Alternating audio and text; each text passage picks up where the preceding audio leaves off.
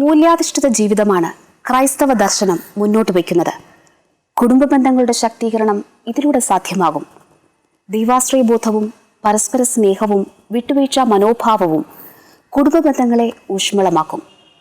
പ്രതിസന്ധി ഘട്ടങ്ങളെ വിജയകരമായി തരണം ചെയ്യാൻ ഇവ കുടുംബാംഗങ്ങളെ സഹായിക്കും. ദൈവം കൂട്ടിയോജിപ്പിച്ചതിനെ മനുഷ്യൻ വേർപിരിക്കരുത് എന്ന ദൈവവചനം കുടുംബങ്ങൾ അടിസ്ഥാന പ്രമാണമാക്കണം. ഓരോ കുടുംബ ബന്ധവും ദൈവവുമായി നടത്തപ്പെടുന്ന ഒരു ഉടമ്പടിയാണ്. ജീവിത പങ്കാളികളെ പരസ്പരം ഭരമേൽപ്പിക്കുന്നത് ദൈവമാണെന്ന ബോധ്യം കുടുംബത്തിൽ ഉണ്ടാകണം. ദൈവം നൽകിയ ഒരു ഗിഫ്റ്റാണ് കുടുംബം എന്ന് പറയുന്നത്.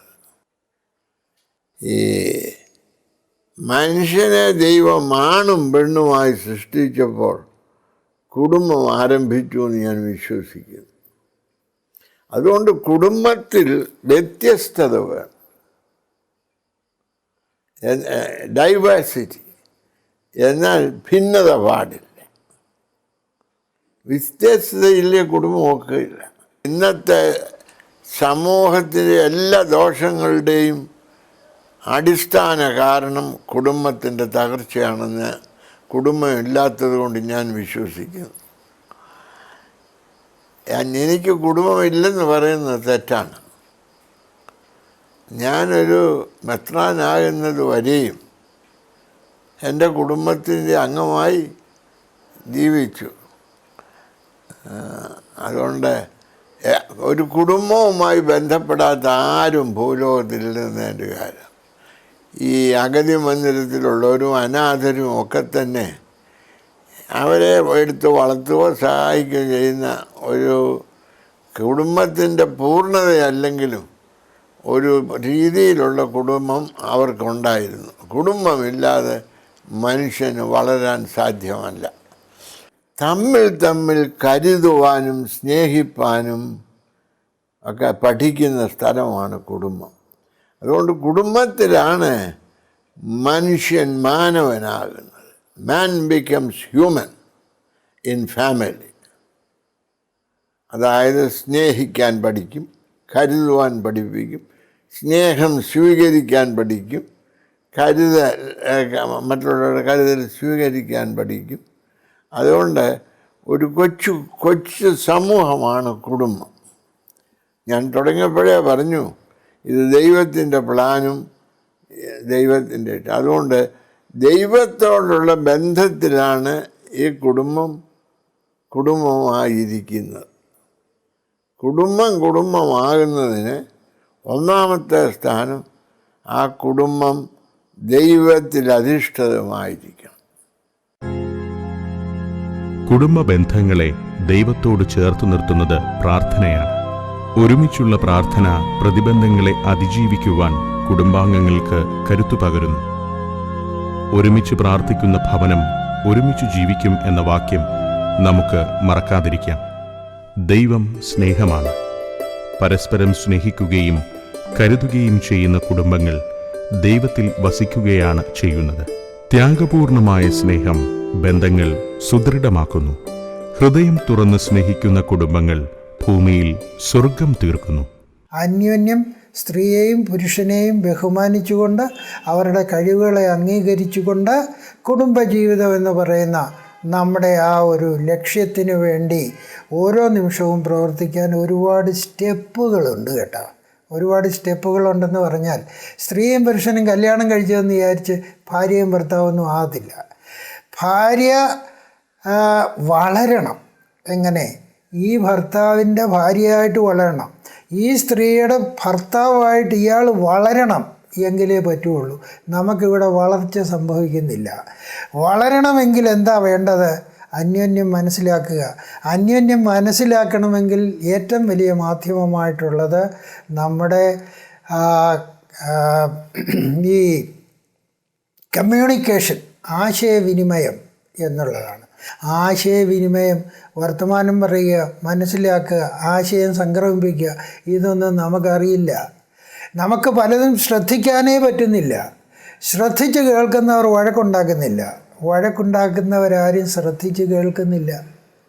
അതുകൊണ്ട് ശ്രദ്ധിക്കാൻ പഠിക്കണം. ശ്രദ്ധിക്കുക എന്ന് പറഞ്ഞാൽ, ലിസണിങ് എന്ന് പറഞ്ഞു കഴിഞ്ഞാൽ അതിനകത്ത് കുറേയേറെ കാര്യങ്ങളുണ്ട്. അതായത് ഞാനിപ്പോൾ നിങ്ങളോടൊരു കാര്യം പറഞ്ഞു കഴിഞ്ഞാൽ നിങ്ങൾക്കത് വ്യക്തമായി മനസ്സിലാകണമെങ്കിൽ ഞാൻ എൻ്റെ വാക്കുകൾ ഉപയോഗിക്കുന്നു, നിങ്ങൾക്ക് മനസ്സിലാകുന്ന വാക്കുകൾ ഞാൻ ഉപയോഗിക്കുന്നു. കൂടാതെ ഞാനതിനെ പൊക്കിയും താത്തും ആരോഹണ അവരോഹണത്തോടുകൂടി പറയും. കൂടാതെ എൻ്റെ കൈയൊക്കെ പോകുന്ന കണ്ടില്ലേ, മുഖത്തെ ഭാവമൊക്കെ കണ്ടില്ലേ, ഇതിന് ബോഡി ലാംഗ്വേജ് എന്ന് പറയും.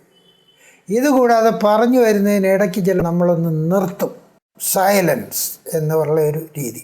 ഈ 4 കാര്യങ്ങളും കണ്ണുകൊണ്ടും ചെവി കൊണ്ടും കേൾക്കണം, മനസ്സിലാക്കണം. ശ്രദ്ധിച്ച് മനസ്സിനകത്തേക്ക് കൊണ്ടുവരുമ്പോഴേ മറ്റേയാൾ പറഞ്ഞത് നമുക്ക് മനസ്സിലാകത്തുള്ളൂ. അങ്ങനെ മനസ്സിലാക്കിയിട്ട് അതിന് തക്ക രീതിയിലുള്ള ഉത്തരങ്ങൾ പറയുകയും തിരിച്ചിങ്ങോട്ട് പറയുകയും ഒക്കെ ചെയ്തു വരുമ്പോൾ ഈ കമ്മ്യൂണിക്കേഷൻ സൗഹൃദത്തിൽ അവസാനിക്കും. കമ്മ്യൂണിക്കേഷൻ എന്നുള്ള വാക്ക് കമ്മ്യൂണിയൻ എന്നുള്ള വാക്കിൽ നിന്നാണ് ഉണ്ടായിരിക്കുന്നത്. ഈ കമ്മ്യൂണിയൻ എന്ന് പറഞ്ഞാൽ സൗഹൃദം എന്ന സൗഹൃദത്തിൽ അവസാനിക്കുന്ന ആശയവിനിമയമാണ് നമുക്ക് വേണ്ടത്. ഇതൊക്കെ പഠിച്ചെടുത്തേ പറ്റത്തുള്ളൂ. ഇതിന് ചില പ്രത്യേക സ്റ്റെപ്പുകളുണ്ട്. ഇതൊക്കെ വേണ്ട രീതിയിൽ മനസ്സിലാക്കുക. കുടുംബാംഗങ്ങളുടെ പരസ്പരമുള്ള ആശയവിനിമയം വളരെ പ്രാധാന്യമർഹിക്കുന്നു. ഉള്ളു തുറന്നുള്ള സംഭാഷണങ്ങൾ കൊണ്ട് മിക്ക പ്രശ്നങ്ങളെയും പരിഹരിക്കാൻ കഴിയും. ആത്മാർത്ഥമായ സാന്ത്വന വചനങ്ങളും അഭിനന്ദനങ്ങളും ബന്ധങ്ങൾക്ക് നവചൈതന്യം പകരും. വേർപിരിയാനാവാത്ത ബന്ധം എന്നാണ് വിവാഹത്തെ ബൈബിൾ വിശേഷിപ്പിക്കുന്നത്. കുടുംബത്തിൻ്റെ കൗദാശികമായിട്ടുള്ള ഒരു മൂല്യം നമ്മുടെ യുവതീ-യുവാക്കൾ വേണ്ടത്ര ഗൗരവമായി എടുക്കുന്നില്ല എന്ന് എനിക്ക് തോന്നുന്നു.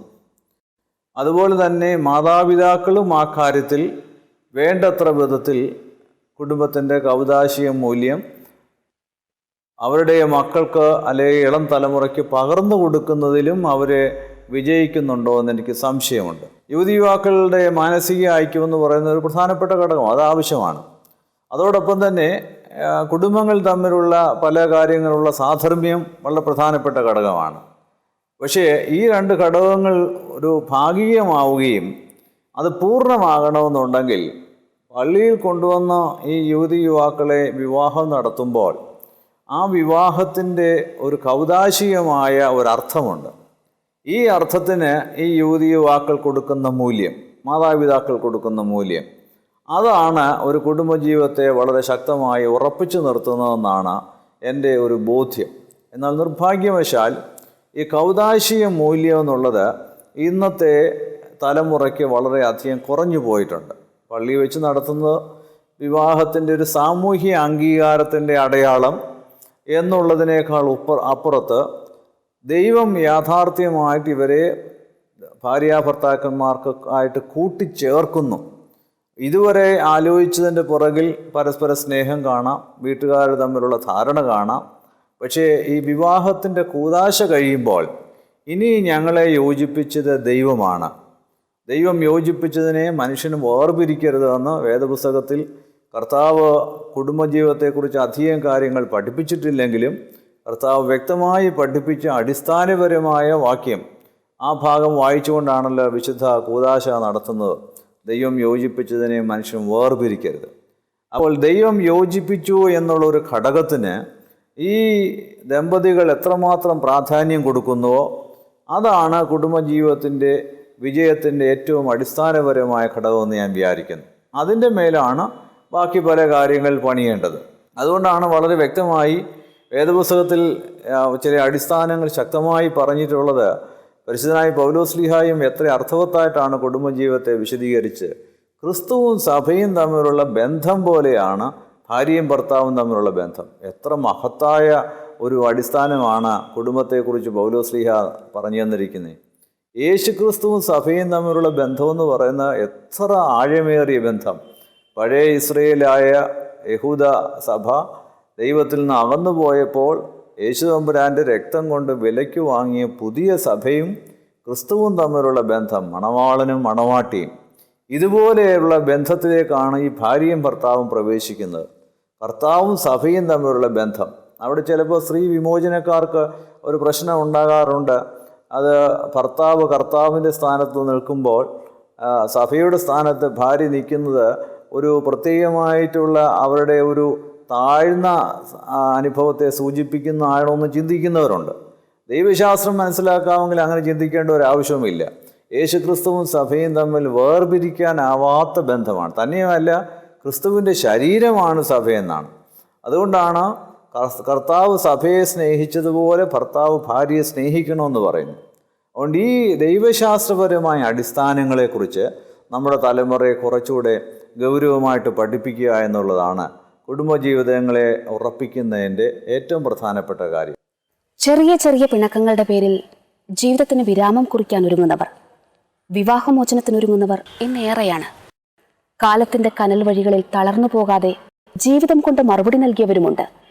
പരസ്പരം സഹിച്ചും സ്നേഹിച്ചും ജീവിക്കുന്നവർ.